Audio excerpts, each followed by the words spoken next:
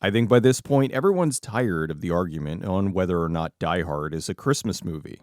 Okay, if you want it to be a Christmas movie, it's a Christmas movie. However, if Die Hard's a Christmas movie, then so is Invasion USA.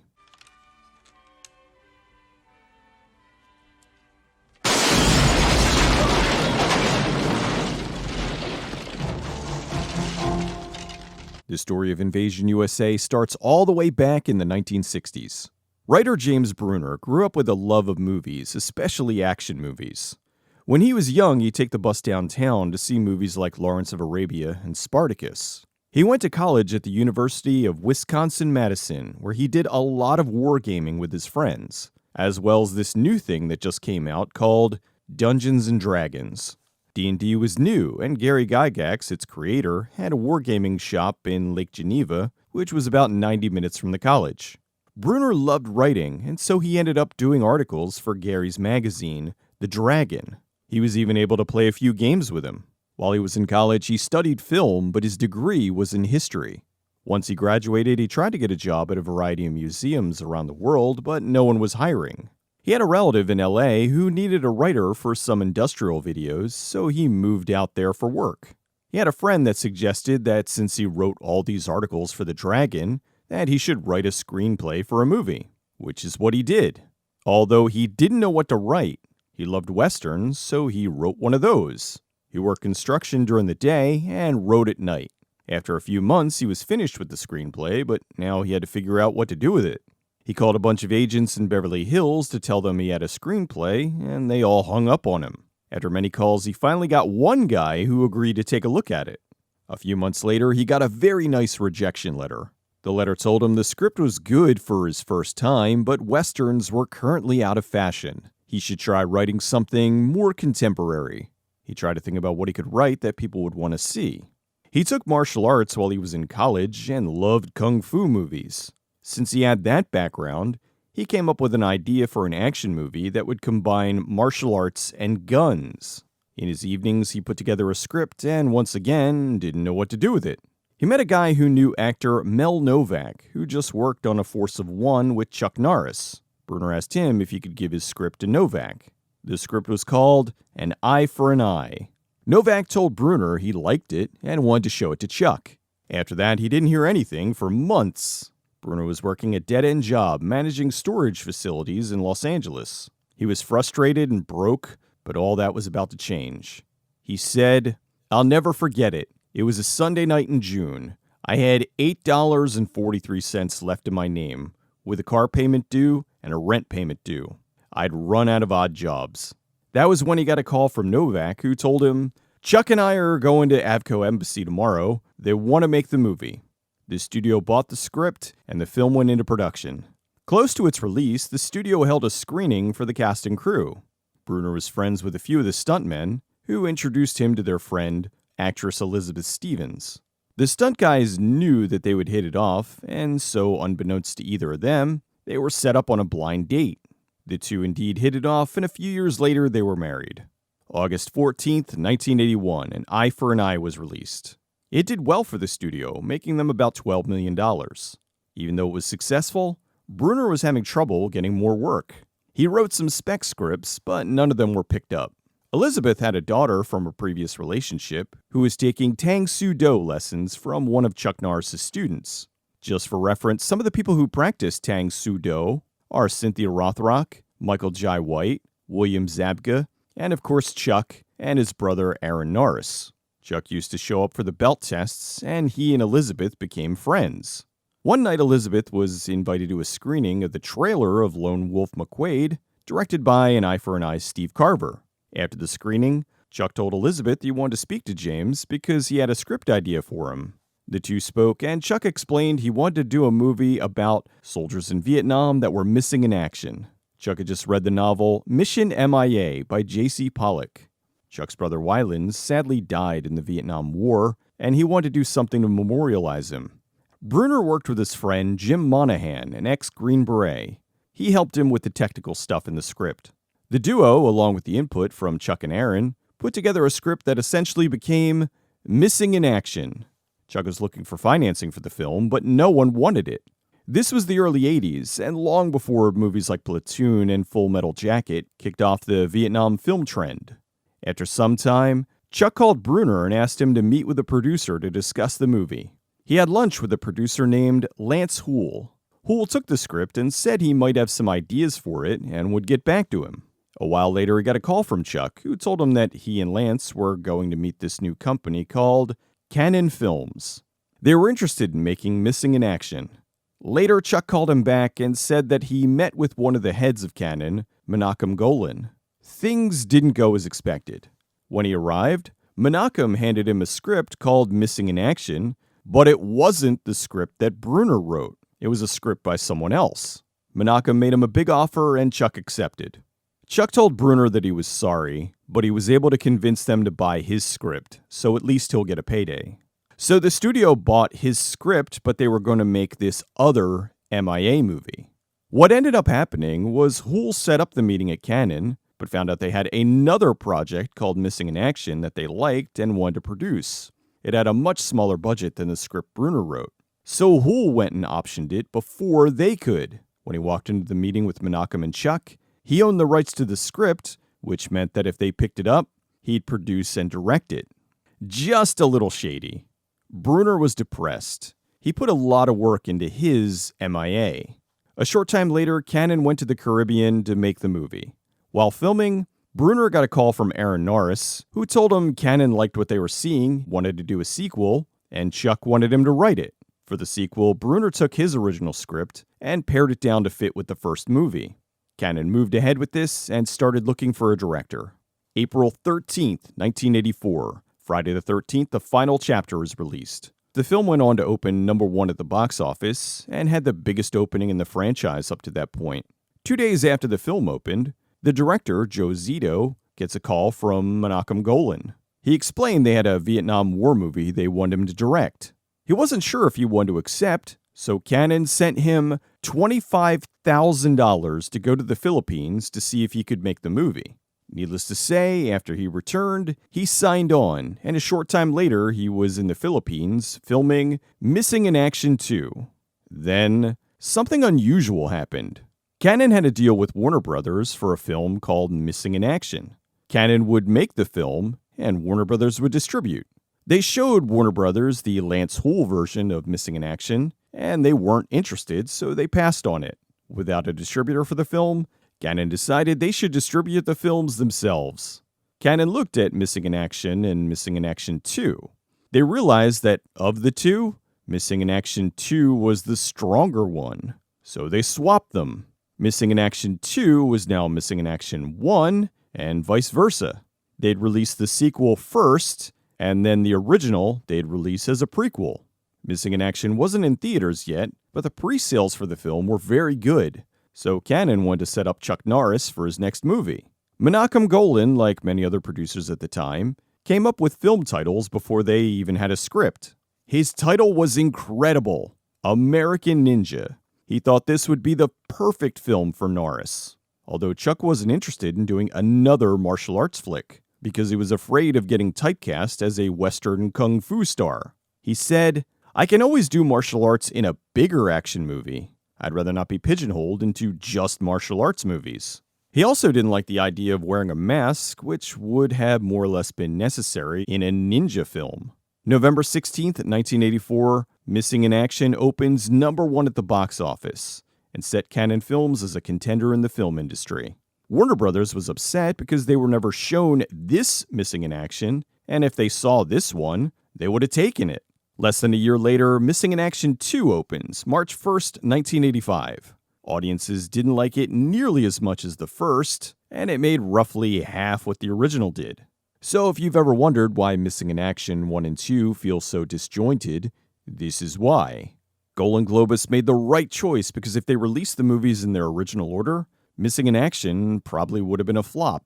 With Missing in Action being a hit, Golan Globus was assured that Chuck Norris was going to be their big action star. Canon signed him to a 7-picture deal, with the first being the upcoming American Ninja. Although Bruner was trying to find a workaround for the title, he came up with a way to still use the title, but to make the film something completely different. Bruner and Norris wrote a screenplay about a CIA operative named Matt Hunter, whose codename was American Ninja, but was in no other way an actual ninja. Chuck Norris had an idea about a sleeper cell of Soviet terrorists who spent decades hiding in the US, waiting for their code to activate them and go do whatever horrible things they had planned. Golan loved the story, but said clearly it wasn't American Ninja. It'd be a shame to waste such a great title. He decided to pass the American Ninja title off to someone else, and long story short, Sam Furstenberg made American Ninja, which was another success for Canon, but that's a story for another day. As for this movie, they renamed it to Invasion USA, not a remake of the film from 1952. Since Zito and Norris paired so well in Missing in Action, they brought Zito back to direct Invasion USA. The movie was about an ex-CIA agent who becomes a one-man army to kill a variety of terrorists who've invaded the USA. Canon wanted the film to be big, so they let them lean into some large set pieces. Zito and Bruner scouted for locations where they could have some big action sequences. Zito previously worked with Tom Savini on The Prowler and Friday the 13th, The Final Chapter. He brought him back here to handle the squib work and makeup effects. Savini brought along his right-hand man at the time, Greg Nicotero, and Howard Berger. The team had just finished working on Day of the Dead in January, and were flying out to Florida to do Invasion USA in March. Golan Globus set them up in a hotel. They had no specific building as their workspace, so they had to make their hotel rooms where they built their effects. When casting the film, they already had the lead Chuck Norris, but needed a very over-the-top bad guy. They hired Richard Lynch to play the evil Rostov. Lynch was a well-known character actor who was notorious for doing some incredibly memorable bad guys. Zito said he was amazing in the role, but as a person, he was half nuts. For a small but memorable role of a weapons dealer, they hired Billy Drago. Drago was another well-known character actor who frequently played memorable bad guys, although he was only set to be in one scene. But it was indeed a memorable one. Rostov kills the weapons dealer by shooting him in the crotch, and then for good measure, he throws a hooker out the window. One of the characters that was tying the whole movie together was a reporter who would be talking about all the events throughout the film. Chuck Norris was given tickets to see a one-woman show by a then unknown actress. He was blown away by her performance and thought she'd be perfect for the role of the reporter. That actress was Whoopi Goldberg. While Chuck was convinced she was right for the movie, Zito and Canon didn't agree. They ended up casting Melissa Prophet for the part of the reporter, McGuire. Goldberg went on to win an Oscar nomination for her part in Steven Spielberg's The Color Purple, which pretty much launched her into stardom. Interesting to think of where her career would have gone if she got this role instead. They planned on shooting the film in 2 states, Georgia and Florida. They had Chuck Norris playing as ex-CIA agent Matt Hunter. He's living alone with his pet armadillo in the Florida Everglades. In the original script, Chuck's dad was living in a retirement trailer park in Florida, and he had a fairly large part in the film. Golan Globus didn't like that angle, so they had the writer remove the father, which Bruner felt made his character less relatable. Bruner and Zito both agreed with a movie like this, they had to push it way over the top. The way they wanted to do this was to have the terrorists strike deep into the heart of America, somewhere no one would expect. The suburbs. They wanted the film to happen at a sacred time in America, Christmas. Initially, Golan Globus was against this because it would cost too much time and money to dress all these sets up for Christmas. They were filming over the summer, and it would have added unnecessary time and money to the budget. They convinced them that having the whole thing happen at Christmas would make the bad guys' motives that much more sinister. After some time, they finally agreed and let them set the film during Christmas. One day while filming, Zito gets a message that the producers saw the dailies and they want to speak to him. He started to panic, thinking that he was going to be fired. Instead, they told him that they loved what he was doing and wanted him to do more. So they raised the budget an additional $2 million. Zito said that in all his time of directing, that had never happened before or since. With the extra money, Zito was able to put together a whole scene where a group of terrorists on airboats drive through the Everglades and blow up a house. The Everglades was filled with alligators and snakes. The stunt team didn't want to get bitten while working, so before filming, Aaron would drop dynamite into the water and blow up what was nearby and scare anything else away. Invasion USA had a massive stunt team, 84 stuntmen and 4 stunt pilots. Aaron Norris was the stunt coordinator. Zito wanted to make the film feel like a live-action comic book, something so absurd, and everyone was in on it. He wanted to play out like a New Age comic book about terrorists in America. Everything was dialed up to 11, and Canon loved it. Zito wanted some World War II landing crafts for the film. They found a collector who was willing to rent them out for the movie. They filled them with extras, mostly bikers that were hired locally. They tried to get help from the Coast Guard, but they refused when they read the opening of the movie. The film starts with a group of terrorists who use a stolen Coast Guard cutter to kill a bunch of illegals trying to get into the US so they can steal their drugs. They then use the drugs as currency to buy guns. The Coast Guard refused because it made them look bad, so the production team had to make a fake Coast Guard boat. There was a big scene in the film where Chuck Norris fights off the terrorists in a shopping mall. They found a local mall, the Avondale Mall in Decatur, Georgia, that was closed for renovation. They discovered the owners were getting ready to completely gut the building for a full remodel. For a price, the owners of the mall let them do whatever they wanted, which they did. The mall was empty, so they had to redecorate everything, filling the stores with merchandise and decorating for Christmas. They came up with an idea but needed more money to shoot it. They wanted to have a sequence where Chuck is fighting terrorists who are driving a truck through the mall. The production team spoke to Golan Globus and explained the scene. One of them said, "That sounds amazing," and the other said, "That sounds expensive." They asked for an additional $250,000, and they got it. So this ended up being another insanely ambitious action sequence. Chuck did most of his own stunts in the movie, although he said hanging off the truck was the most dangerous stunt he had ever done. When Golan Globus saw the footage, they said, "Stop! You're gonna kill our star!" They had another scene in mind that would be quite possibly the most memorable thing in the entire movie. When Rostov drives his team into an all-American suburb at Christmas time and proceeds to blow the whole thing up. These weren't facades. These were 100% real houses. When location scouting, Zito spoke to the Georgia Film Commission. They informed him that the Hartsfield-Jackson Atlanta International Airport was expanding, and they bought an entire neighborhood they planned on bulldozing to make room for the new runway. To make some of their money back, they sold the houses to a bunch of contractors who were coming in and stripping the houses for parts.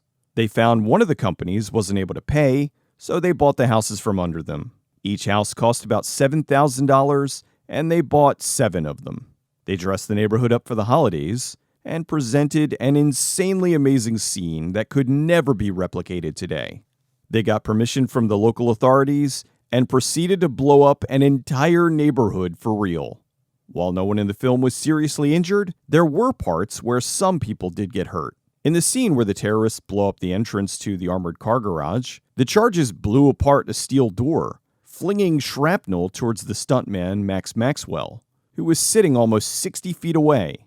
The impact fractured his forearm and caused multiple lacerations to his face, arms, and legs. They did end up using the shot in the finished film. While filming a car chase in Florida, there was a 5-car pileup when some of the bad guys' trucks crashed. One stuntman was injured. When filming the scene in the office, the effects team didn't want to mess up the existing walls, so they placed plywood over the real walls and lined them with squibs to blow out his bullet holes. The problem was, every time these went off, they sent lots of tiny splinters all over. So Chuck was getting splinter shrapnel embedded in his back. It was getting on in the production, and so he told the team he'd do the scenes, but wasn't particularly happy about it. Chuck Norris loved playing the good guys, but in his own way. He wrote the line, "If you come back in here, I'm going to hit you with so many rights, you're going to beg for a left," which he was very proud of and couldn't wait to deliver it. The movie needed a big finale, and that was what they intended on delivering. The film was going to culminate in a huge battle in downtown Atlanta. They were gearing up to shoot the largest battle scene ever shot in an American city up to that point. The team worked with the Department of Defense and got full cooperation of the National Guard. They loaned them 6 tanks, 6 APCs, 10 trucks, and 16 Jeeps. although the armored cars were painted milk trucks. In the scene, helicopters were flying overhead, dropping leaflets down into the city, urging citizens to stay inside their homes and remain safe. The flyers were supposed to be blank, except for one scene where the reporter picks up a flyer to see the warning. Someone screwed up and printed the warnings on all the papers. So civilians picked up the paper, thought they were under attack, and there was a curfew in place. This created a panic. Canon had to alert the local radio and TV stations to tell them about the mistake and let people know that this was part of a movie shoot. Norris himself was upset when he heard of some elderly ladies who hid in a basement for several days after seeing one of the fake warning sheets. With all that said, the finale was still big, but it wasn't what it was supposed to be. Bruner said the ending was ruined. He got a call that he was needed in Atlanta because they made some changes, shot some things differently, and needed a new ending. They only had so many filming days left and limited locations. He needed to come up with an ending that was on the same level as all the amazing action sequences in the rest of the film. With limits to what he could do, he essentially had the ending pared down into two sequences happening simultaneously. On the streets, the National Guard was rounding up the terrorists, while inside the building, Chuck Norris was blowing up the stragglers. So while it may not be on par with terrorists blowing up a neighborhood, it's still very satisfying, especially when Norris blows up Rostov with a law rocket. It's time.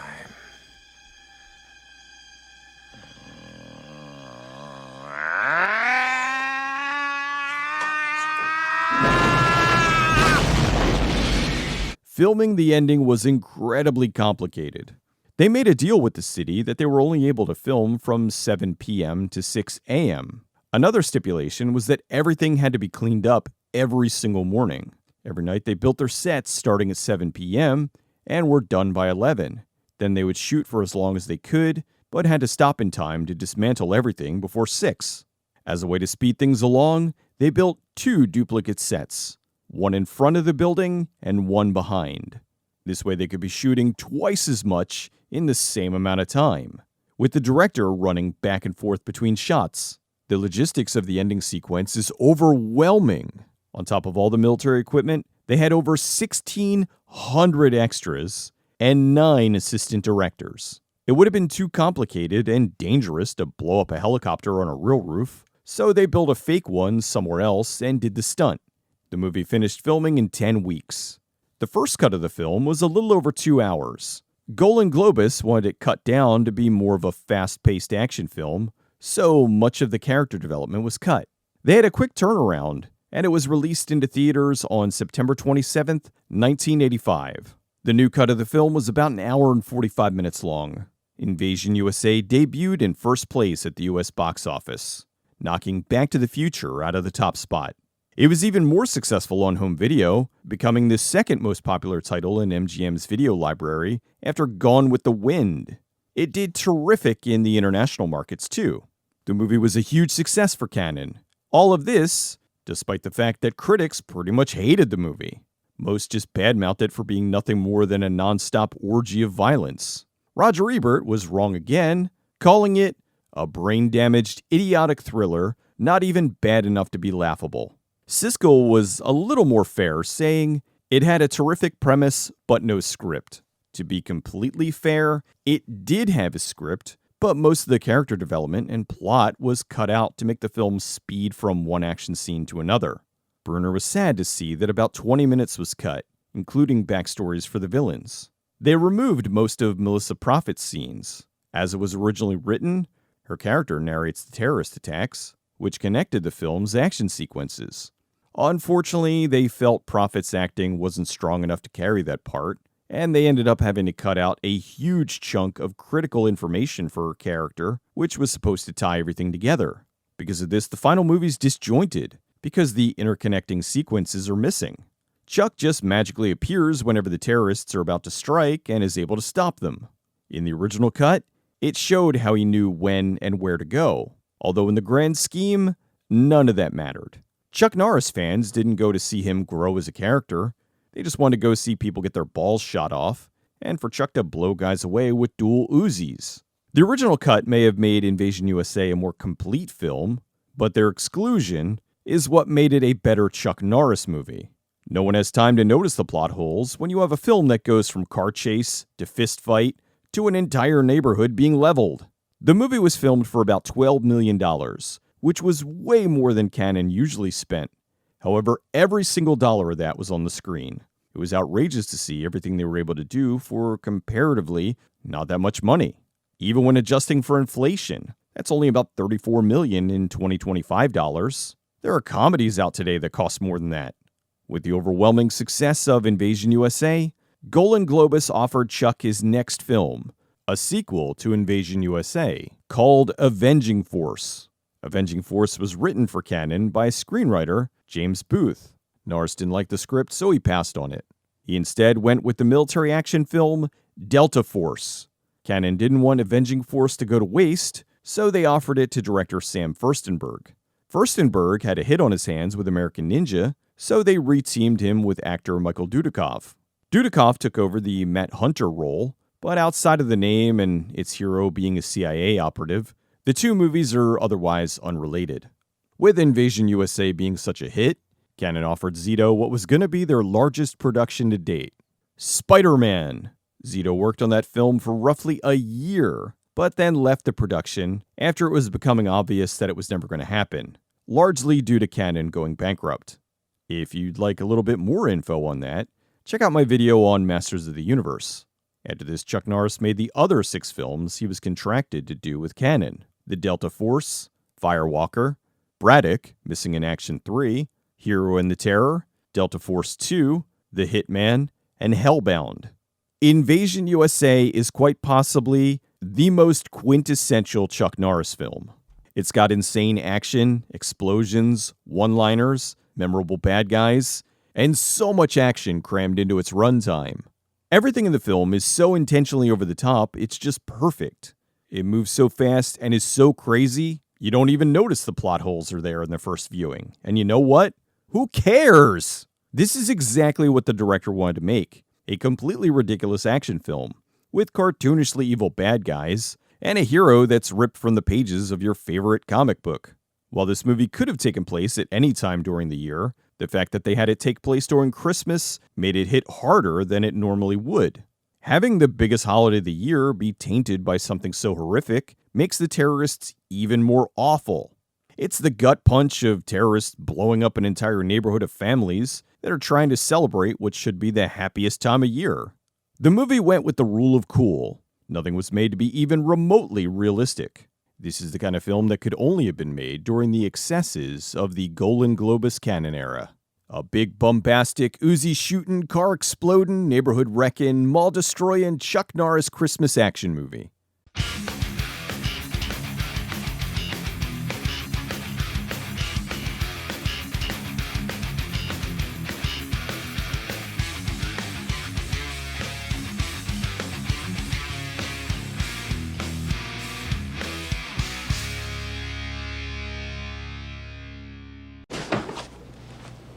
If you come back in here, I'm gonna hit you with so many rights, you're gonna beg for a left.